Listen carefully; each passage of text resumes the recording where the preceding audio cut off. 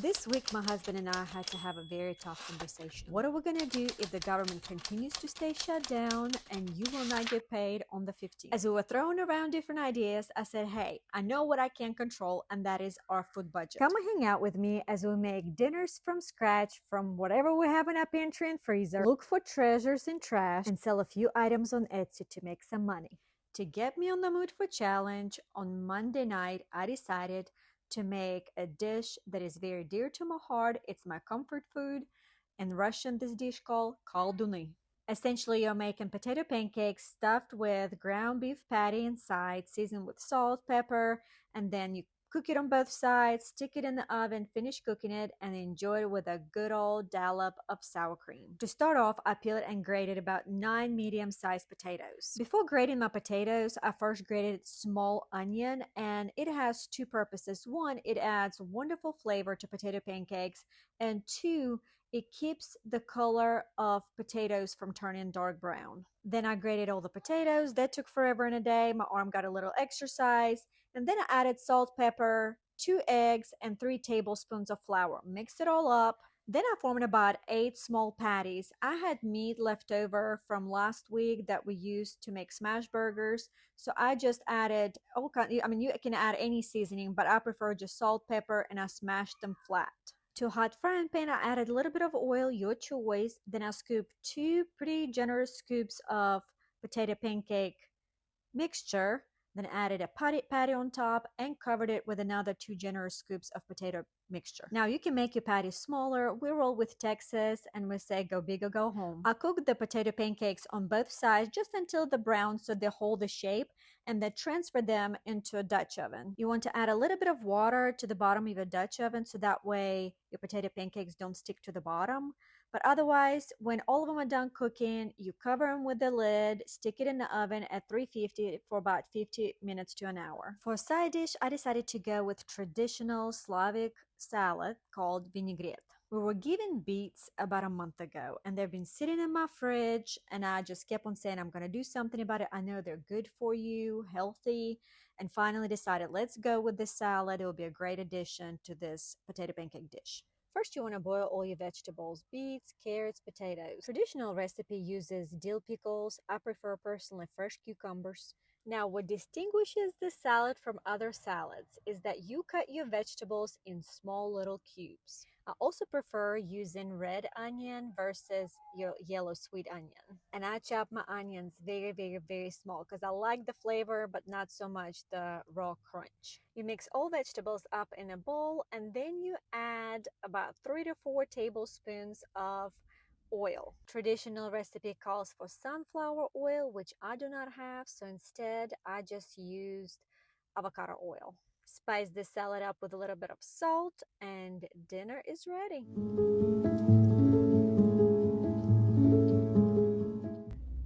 Sometimes our evenings look like this, where we sit in the parking lot of a football practice, trying to finish up my dinner, and then watch my kid practice for the next 2 hours. I also sold a few items in my Etsy store to help out with bills. In my bakery store, I sold my arugula sampler, which is quite popular among my customers, and I also made my pound cake with lemon soak for our neighbor back in Missouri. We were stationed before this duty station because it was his birthday. It is also on my to-do list to share with you this pound cake recipe soon. It is from early 1950s and a family favorite. This is another order that somebody just placed. I'm about to package it. So this was $29 and somebody paid $28 for this, and that's including shipping and taxes. On Tuesday, I checked our pantry, I checked our fridge, and I checked our freezer to see what we have in there and what I can come up with. In our freezer, I was greeted with a few pieces of salmon that we still have left from our trip to Alaska, so it was time to put it to good use. So salmon stew it is.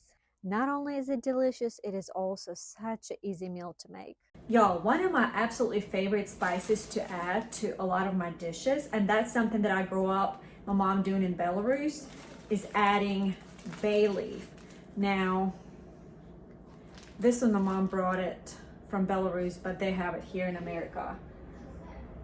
I add it to soups. It just adds such a different flavor to them. I can't think of what it adds, but it's just so fragrant and it smells so good that I usually just add like 2 leaves and it's plenty. I decided to try out air fryer. I found it trash and I'm not quite sure what to think of it.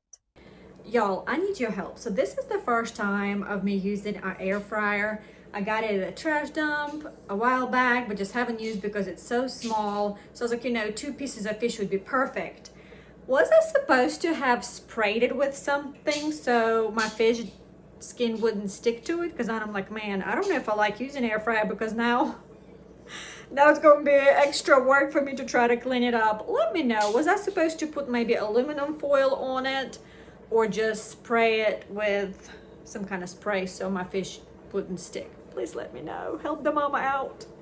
All right, back to salmon stew. Because we have a big family, I decided to double this recipe for this stew and it did not disappoint. I cooked my chicken in chicken broth first until they become soft. Then I added half a cup of heavy whipping cream and then all the salmon that I have cooked in air fryer. Then I just let my soup simmer for about 15 to 20 minutes and voila, it's ready. So incredibly easy. Sometimes I make cornbread to go with it, but we had some Hawaiian rolls left over from the other night, so I decided to just use it. I was also very determined to eat my dinner at a table before taking my son back to his football practice. Earlier today, I had another order to ship for my Etsy store, and it was for Armenian Gata. This was my very first pastry that I listed on my Etsy store, and it is one that customers absolutely love, and they're always so surprised when they try it for the first time. On Wednesday, my husband informed me that his work is having a potluck on Thursday. I asked what holiday they're celebrating. Is it Columbus Day on Monday? He said that his boss is probably just trying to bring a little cheer to work. And nothing brings more cheer than pecan pie cheesecake and Russian crepes.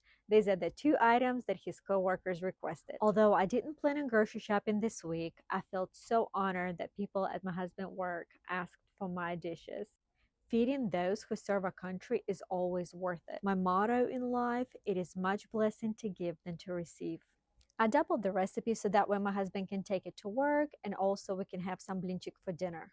I have shared this recipe before. It is my go-to recipe. I make it at least once a week for my kids, so I will definitely link it in my description if you would like to make it for your family.